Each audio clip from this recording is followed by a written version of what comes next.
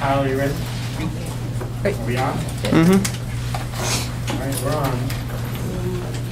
Everybody good? So,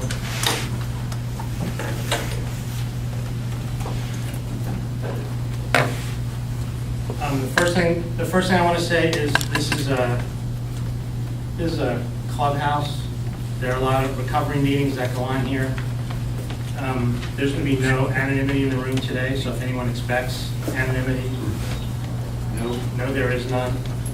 We're being videotaped. If you want to sit behind Kyle, that's okay. I'm sure everyone's comfortable, but I just want to let people know before we start.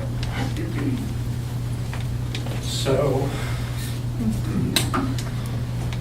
I want y'all to know I'm okay. We're all okay. It's going to be a little bit of a rough day. And, there's a bunch of Kleenex in the room. I have one up here. We've done this a couple times before. And we'll just get through it together. Kyle, can you hear me okay? All right, thank you. All right, welcome. We're here because Jimmy directed it.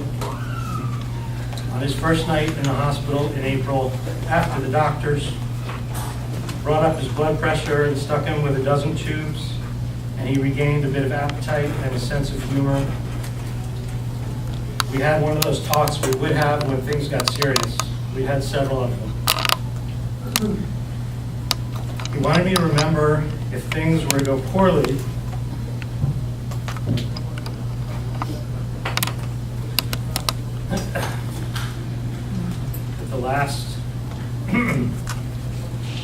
the last of family plots in Houston was intended for him if his brothers and sisters agreed.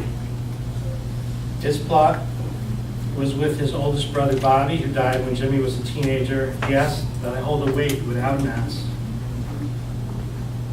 the night before his funeral, that I choose a casket that was neither the blue Cadillac his mother had pre-selected before her passing last year, nor the plain pine box of my tradition. Don't cheap out on me, he said. But maybe something like a mahogany.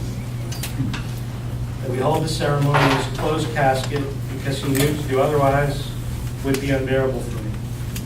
That the traditional post-funeral barbecue with family and friends in Houston not be held at Aunt Karina's like usual, but at our friends Rob and Lynn's, but that cousin Ruben, the family's barbecue master, do his barbecuing at Rob's.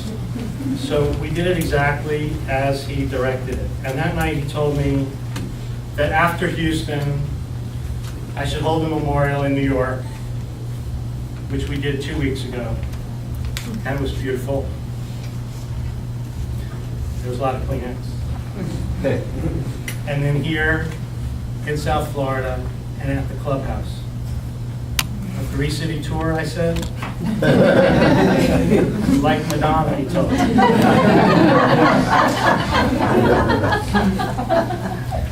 When Jimmy and I met in 1987 in Houston, our lives were changed in many ways. We were the unlikeliest of couples for lots of reasons, but it wasn't about reason. I sent him a card at the time, he still has it, that had a line drawing of a dove and simply said, "You make me feel like I could fly." Through thick and thin, and we had a lot of each. I always felt that way. Jimmy embraced his recovery 11 years ago. He finally decided to live. In the last several years, Jimmy called the You Are Not Alone group, the Yana group, home. The Yana group meets here. This is where he had his most important spiritual and emotional support. This was his home community. So thank you to all of you here today who were part of supporting Jimmy in turning around his spiritual life. Jimmy proudly celebrated the 11th anniversary of his sobriety here in this room this past February. I was sitting right about here, behind Nancy and Sarah. Like today, I was tearing and sniffling. Different reason. Most important for us to remember today is he was so proud of himself and of the rest of you in the program. This program, this clubhouse, this community gave him joy and courage and helped him reach his authentic self. We've asked friends and family to support this clubhouse in Jimmy's memory. We've raised over $8,000 so far. Thanks,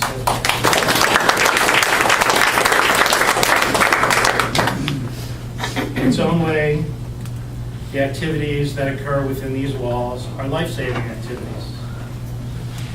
And we're all familiar, well, some of us are familiar with the words from Thomas Sanhedrin, whoever saves a life, it's as if he saved the world. Today we'll hear some readings and talks. Some of these will be most familiar to the recovery community in the room. Some of them most familiar to some of my friends and family. We're in the clubhouse, we're in the Yana home, we honor these traditions. We also acknowledge the Buddhist and Jewish traditions that were part of our lives. Some of Jimmy's special friends will say a few words. Ebony Diaz will sing a few words that will help convey the feelings we all have today. Later, we'll open the floor. So all of us have a few moments to share a story, a feeling, a memory, and then we'll go next door to the Purple Room for some snacks and to be together. As we remember Jimmy today, I thank you and the many others who've come and called and sent cards and emails and letters and made contributions to the clubhouse in Jimmy's memory and expressed your love and support since Jimmy passed 6 weeks ago. The constant theme in your messages to me has been, it was clear that you two loved each other, and I feel very fulfilled that in the last 24 years we did, and we let our friends and family know that and feel it. I feel like I have hundreds of people to lean on now, and that Jimmy was adored by thousands, like Madonna. Good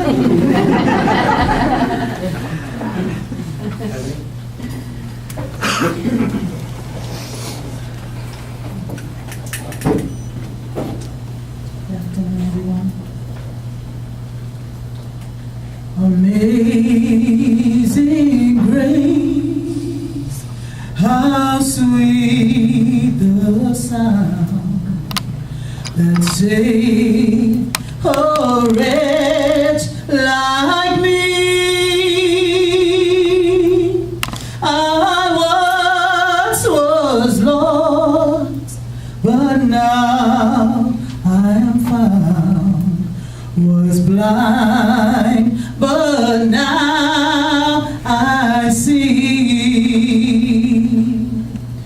What amazing grace that taught my heart to fear, and grace my fears relieve. How precious then that grace appeared, the hour I first believed. And if you'd like to join me. Amazing grace, how sweet the sound that saved a wretch like me. I once was lost, but now I'm found. Was blind, but now I see.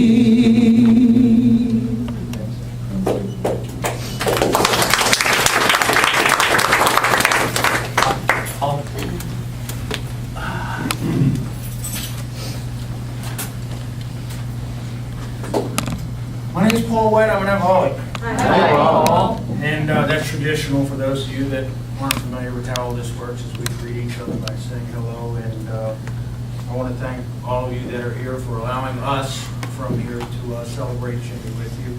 I want to thank Alan and all of those that have contributed for their gift to the club. Sorry, I just louder. Louder? Oh, Louder. Hear me in the back. Usually I don't have any problem. Everybody, I'm sorry.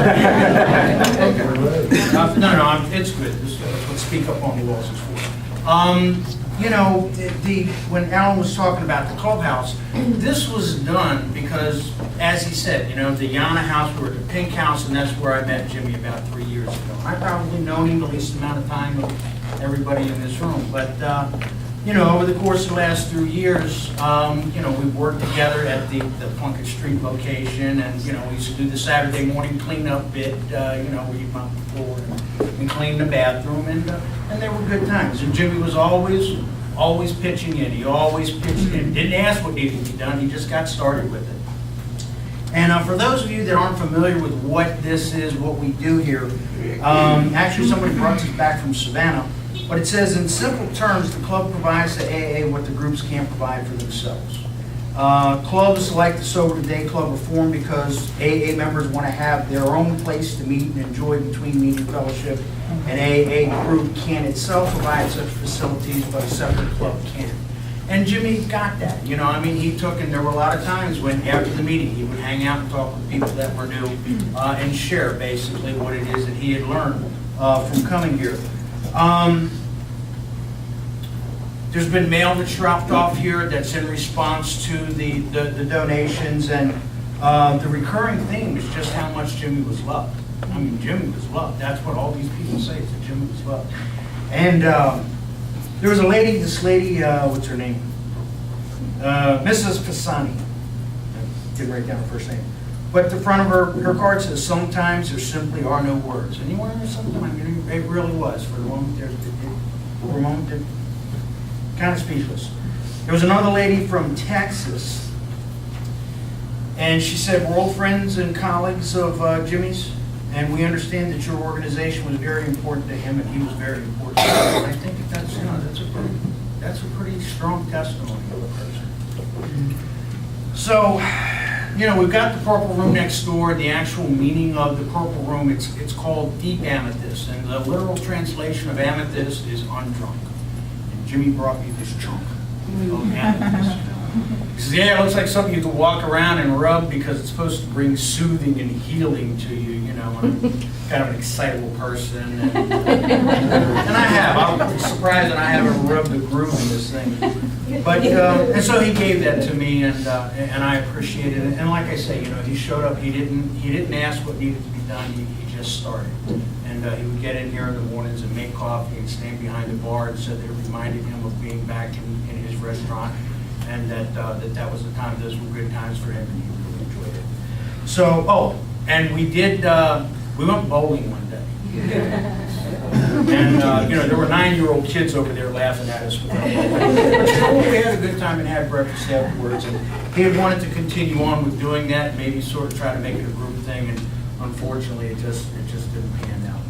But we have some prayers that are basically AA prayers were adopted and put together and put out on a format, and I'd like to read one of those. It's called the Peace Prayer. And it says, may today there be peace within you. May you trust God that you are exactly where you are meant to be.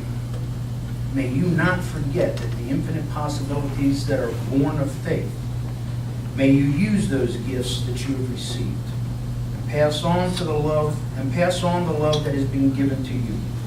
May you be content knowing that you are a child of God, that His presence settle into your bones, and allow your soul the freedom to sing, dance, and bask in the sun. It is there for each and every one of you. And I think that kind of defines what I know of Jimmy, and thank you for allowing me to do this time. Thank you.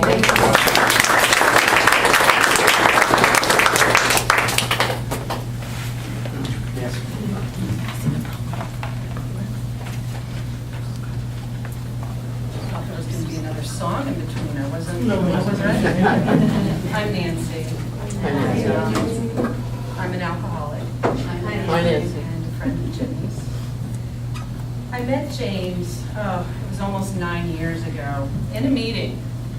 He sat right down in front of me, and I was thinking, it's so funny what I remember noticing. I remember noticing this glossy black hair and this gorgeous tan skin, and he had on this beautiful pair of moccasins, beautiful pair of moccasins. And the chairperson asked, as they normally do in a meeting, if anybody had a desire to drink or a problem dealing with alcoholism, and Jimmy's hand shot straight up in the air.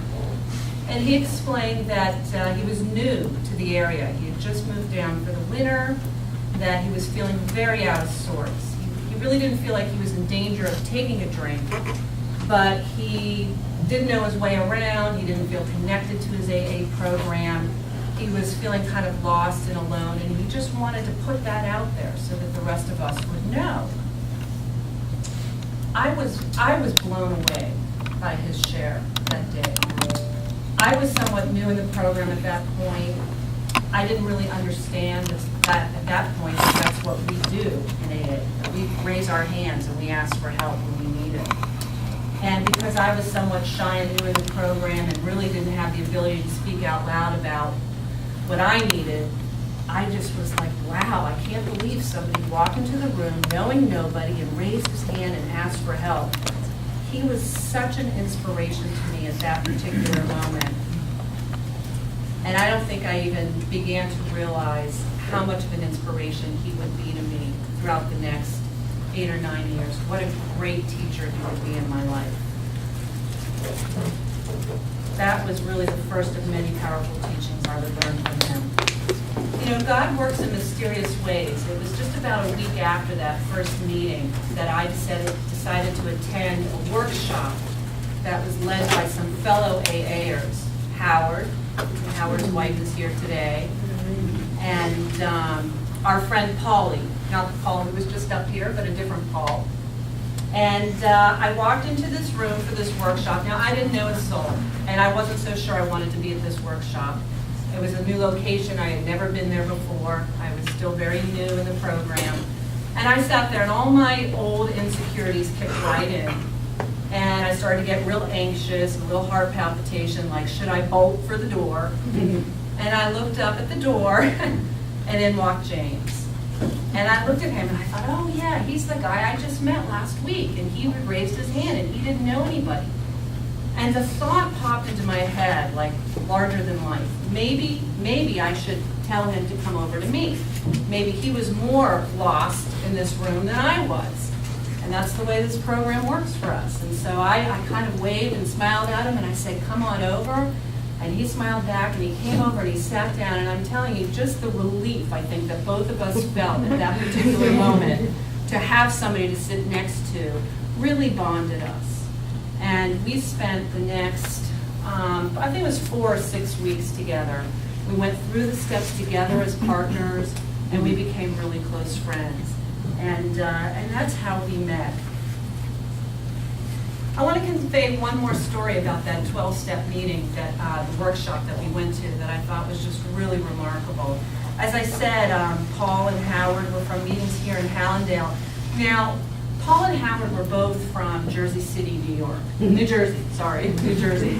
And so they knew each other from up north, okay? And as we all know, James lived up north too, in New York City. Well, at some point, James was sharing, I'll see if you can follow this. James was sharing that he had recently undergone a terrible illness and had been hospitalized and was in a coma for several weeks. And at that time, his friends in AA had gotten together and prayed for him. And they had asked other people to pray for him. And he was telling us how his whole AA community came around him in New York and started praying for him. And at this point, Paul said, oh my God, I think I was one of those people who prayed for you. It seems that Paul knew James's friend up north and had been asked to pray for this guy, James, in the hospital. He didn't know who he was. He had never met him before. He had prayed for James, and here he was meeting James down here in South Florida more than a year later, face to face, and they realized that they had this connection. And I just always thought that that was so cool. I can tell you that I was completely smitten with Jimmy from the first minute I met him. I don't know, I was just in awe of him. I think a lot of it had to do with his radiant smile. His smile just made me want to smile right back.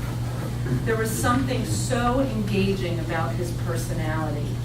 I don't know, it was the way he shared, it was his openness and his honesty, and he kind of drew me in, made me feel like he was confiding in me, made me feel like he trusted me, made me feel like I was his very best friend in the whole world. And I thought this way for a while, until one day I realized that this is how he made everybody feel. And I wasn't his best friend. And like any good alcoholic, I got jealous. Because all of a sudden I saw how close he was with all you guys. And I don't know, I just think we were all drawn to him, whether we were young or old or male or female, newcomers, old timers. He had this, you know, through his radiant smile, through his smiling eyes, I feel like you could really see the sunlight of the Spirit in him. That's what I was drawn to. And in addition to being drawn to his radiant smile and his ability to ask for help, there were a couple other characteristics that I really admired. I was really in awe, and I'm just going to share a couple more. I was in awe of his thoughtfulness. How many of us received little gifts from